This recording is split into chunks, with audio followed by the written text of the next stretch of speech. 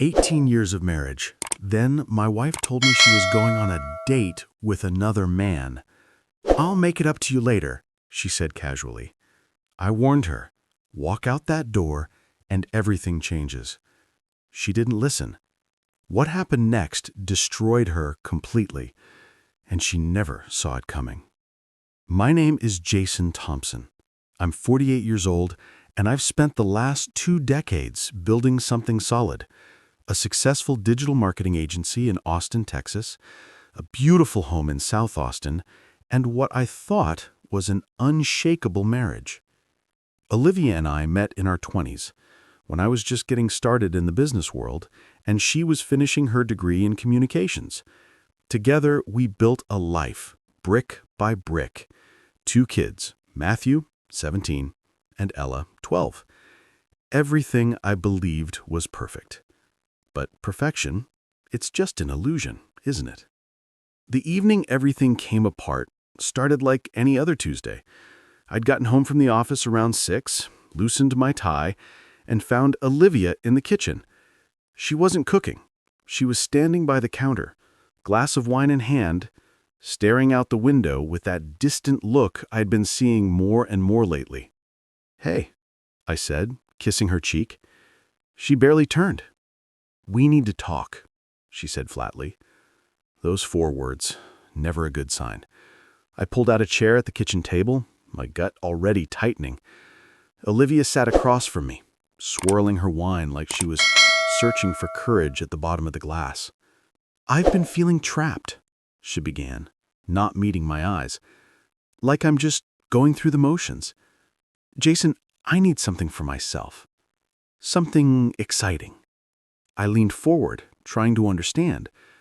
"Okay, what are you saying? You want to take a class? Go on a trip?" She finally looked at me, and what I saw in her eyes made my blood run cold. "I'm going on a date," she said simply. "With someone from work." The words hit me like a freight train. I sat there stunned, waiting for the punchline that never came. "A date?" I repeated, my voice barely above a whisper. "You're married, Olivia.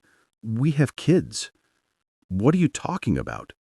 She set her glass down with deliberate calm. "It's not about you, Jason. I just need to feel alive again. I'll make it up to you later.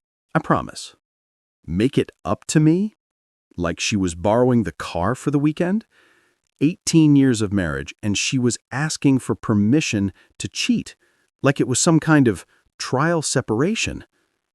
"Olivia, if you walk out that door to meet another man, there's no coming back from that," I said, my voice steady despite the rage building inside me. "I'm warning you, this will change everything." She stood up, grabbed her purse from the counter. "You're overreacting. I just need space to figure out who I am." I watched her walk toward the door, every step feeling like a knife twisting deeper. Part of me wanted to grab her, to shake sense into her, but I stayed frozen, gripping the edge of the table until my knuckles turned white. The door closed behind her, and the house fell silent except for the sound of my own breathing. That's when I knew the woman I married was gone, and the battle for everything I had built was just beginning. That night, Olivia left for her date. I didn't sleep. I sat in my office staring at the wall, trying to process what had just happened. Matthew came downstairs around 10, grabbing a snack from the kitchen. "Dad, where's Mom?" he asked, leaning against the doorframe. I forced myself to sound normal. "She went out with some friends. She'll be back later." He nodded, but I caught the doubt in his eyes. At 17, he was smart enough to sense when something was off. "Okay, night, Dad." After he went back upstairs, I grabbed my laptop and did something I never thought I'd do. I checked our bank account. The joint account Olivia and I shared showed transactions I didn't recognize. Dinner at an upscale restaurant downtown, a boutique clothing store, a spa visit last Tuesday. None of these she'd mentioned to me. My jaw tightened as I scrolled further back. 3 months of charges, all small enough not to raise immediate red flags, but together they painted a clear picture. She'd been planning this. Around 2 in the morning, I heard the garage door open. Olivia walked in, her heels clicking against the hardwood floor. She looked refreshed, happy even. That hurt more than anything. "You're still up?" she asked, setting her purse on the counter. I stood from the couch, keeping my distance.